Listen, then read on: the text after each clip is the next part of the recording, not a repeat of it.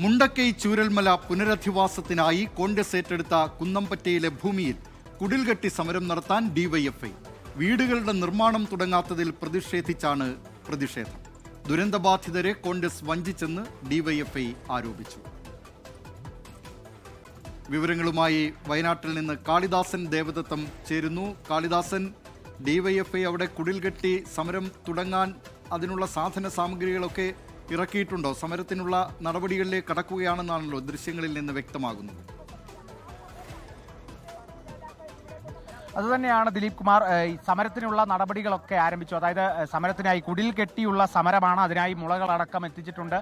കോൺഗ്രസ് ഭൂമി അല്പനാൾ മുമ്പാണ് അതിൻ്റെ തറക്കല്ലിടൽ ചടങ്ങടക്കം കഴിഞ്ഞത്. എന്നാൽ ആ തറക്കല്ലിടൽ ചടങ്ങ് കഴിഞ്ഞ് അവിടെ നിർമ്മാണ പ്രവർത്തികളൊന്നും ആരംഭിച്ചിട്ടില്ല എന്നുള്ള തരത്തിൽ നമ്മൾ അത് വ്യക്തമായതാണ്. ഇവിടെ ഒന്നും തന്നെ അനങ്ങിയിട്ടില്ല എന്നുള്ളത് നമുക്ക് ഈ ദൃശ്യങ്ങളിൽ നേരത്തെ നമ്മൾ തന്നെ ഇതിനെ സംബന്ധിച്ചുള്ള വാർത്തകൾ നൽകിയിട്ടുണ്ടായിരുന്നു. കാര്യമായ നടപടികളൊന്നും സ്വീകരിച്ചിട്ടുണ്ടായിരുന്നില്ല.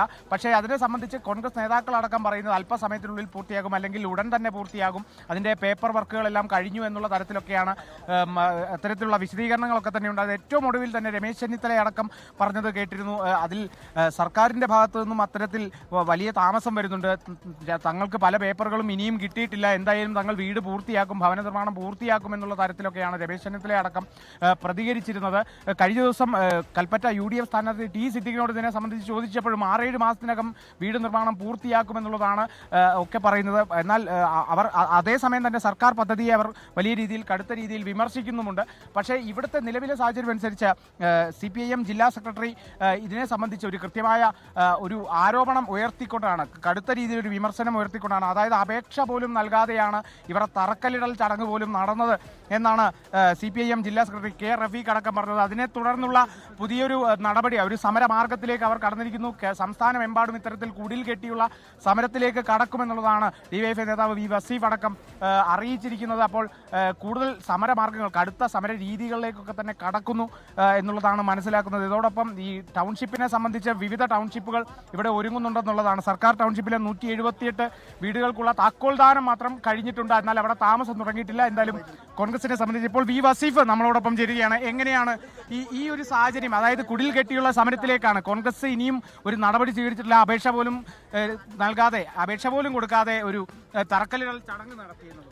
അതെ, ഈ വലിയ മാമാങ്കം നടത്തിയിട്ടാണ് ഇവർ ജനങ്ങളെ വഞ്ചിക്കുകയാണ്. അപ്പോൾ ഈ കോൺഗ്രസിനെ ഈ സമൂഹം വിലയിരുത്തണം. നമുക്ക് ഈ കോൺഗ്രസിനെ അറിയാം, ഇവരെല്ലാ കാലത്തും ഇങ്ങനെ തന്നെയാണ്, ഉഡായിപ്പാണ്, പണം പിരിച്ചു മുക്കുക എന്നുള്ളത് ഇവരുടെ ഒരു ഹോബിയാണ്. അങ്ങനെയുള്ളവർ ഈ ദുരന്തത്തെ പോലും മുൻനിർത്തി ഒരു സുവർണാവസരമായി കണ്ട് പണം പിരിച്ച് മുക്കി എന്നുള്ളത് ഈ ജനത്തിന് മുമ്പിൽ അവതരിപ്പിക്കുക എന്നുള്ളതാണ് ഞങ്ങളുടെ ഉത്തരവാദിത്വം. ഞങ്ങൾ ഈ സമൂഹത്തിൽ നിന്ന് പണം സമാഹരിച്ചു. എങ്ങനെ? ഞങ്ങൾ അധ്വാനിച്ച പണം സമാഹരിച്ചത് 20 കോടി രൂപ ഈ ടൗൺഷിപ്പ് പദ്ധതിയിലേക്ക് കൈമാറിയവരാ ഞങ്ങൾ. ഞങ്ങളാണ് ഈ കോൺഗ്രസിനെ വിമർശിക്കുന്നത്. തീർച്ചയായിട്ടും ഞങ്ങൾക്ക് അതിനുള്ള അവകാശമുണ്ട്. ഞങ്ങൾ ചെയ്തു കാണിച്ചവരാണ്. ഇതിപ്പോൾ മാത്രമല്ല, ഞങ്ങൾ ഇടതുപക്ഷം ഭരിക്കുന്ന സമയത്തും കോൺഗ്രസ് ഭരിക്കുന്ന സമയത്തുമെല്ലാം ദുരന്ത സമയത്ത് ഞങ്ങൾ ഇതുപോലെ പണം സമാഹരിച്ച് ഗവൺമെന്റിനെ ഏൽപ്പിച്ച പാരമ്പര്യം ഞങ്ങൾക്കുണ്ട്, അതിന്റെ ചരിത്രം ഞങ്ങൾക്കുണ്ട്. എന്നാൽ ഇവിടെ ഈ കോൺഗ്രസ് കാണിക്കുന്നത് നമുക്ക് കാണിച്ചു കൊടുക്കണ്ടേ? ഇന്നലെയും പ്രതിപക്ഷ നേതാവ് പറഞ്ഞത് പണി തുടങ്ങിയെന്നാ. അപ്പോൾ പിന്നെ പണി തുടങ്ങിയോ ഇല്ലയെന്നൊന്ന് കാണാൻ വേണ്ടിയാണ് ഞങ്ങൾ വന്നത്. അതുതന്നെയാണ് ഇവിടെ ആ ഒരു പണി തുടങ്ങിയോ ഇല്ലയോ എന്നുള്ളത് കാണാൻ വേണ്ടി എത്തിയിരിക്കുന്നു. പക്ഷേ എന്തായാലും അവിടെ കുടിൽ കെട്ടി സമരത്തിലേക്ക് കടന്നിരിക്കുകയാണ്. മുളയടക്കം ഇറക്കിയിട്ടുണ്ട്. കോൺഗ്രസ് ഡിവൈഎഫ്ഐയെ സംബന്ധിച്ച് ഇതൊരു തെരഞ്ഞെടുപ്പ് വിഷയമാക്കുക, വയനാട്ടിലെ പുനരധിവാസം എന്നതാണ് ഇപ്പോൾ അവർ ഈ ശ്രദ്ധ കേന്ദ്രീകരിച്ചിരിക്കുന്നത് എന്ന് ഈ ദൃശ്യങ്ങൾ കാണുമ്പോൾ വ്യക്തമാണ്. അതിനിടെ ആ സർക്കാർ നിർമ്മിച്ച ടൗൺഷിപ്പിന്റെ കാര്യം എന്തായി?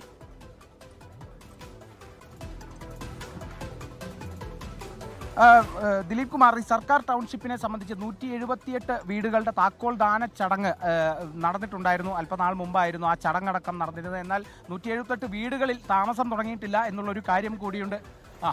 നിങ്ങൾ വിഷല് കുറച്ച് മെറ്റലൊക്കെ കാണുന്നുണ്ടാവും. ഞാനത് അന്വേഷിച്ചു. അത് വീട് പണിക്കുള്ള മെറ്റൽ അല്ല കേട്ടോ. കാരണം വീട് പണിക്ക് ആദ്യം ഇതിന്റെ ഫൗണ്ടേഷൻ കീറുകയാണല്ലോ വേണ്ടത്. ആ മെറ്റൽ ഈ റോഡ് പണിക്കുള്ളതാ. ഈ റോഡ് പണിക്ക് വേണ്ടി ഈ നാട്ടുകാർ ഇറക്കിയതാണ്. ഈ സർക്കാർ ടൗൺഷിപ്പിനെ സംബന്ധിച്ച് 178 വീടുകളിൽ താമസം തുടങ്ങിയിട്ടില്ല എന്നുള്ളൊരു കാര്യം കൂടിയുണ്ട്.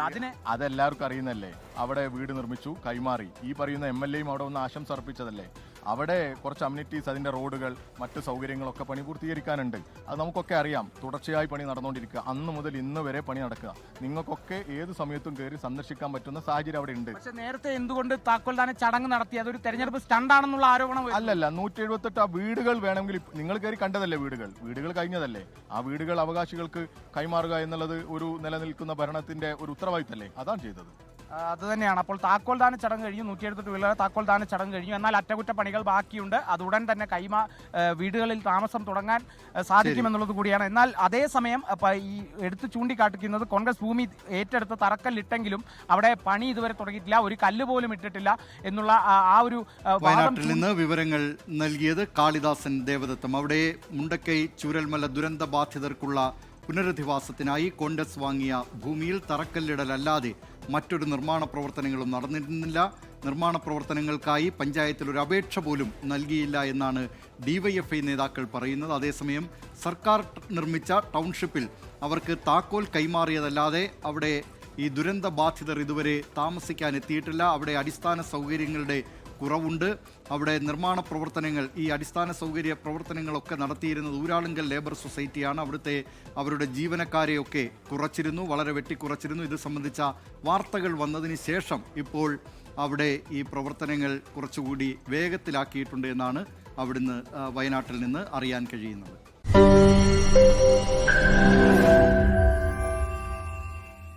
ലോകത്തെവിടെയായാലും ഏത് സമയത്തും 24 വാർത്തകളും ഓഗ്മെന്റഡ് റിയാലിറ്റി പാക്കേജുകളും എക്സ്പ്ലെയിനറുകളും വിശദമായി കാണാൻ ഞങ്ങളുടെ യൂട്യൂബ് ചാനൽ നിങ്ങൾക്ക് സബ്സ്ക്രൈബ് ചെയ്യാം.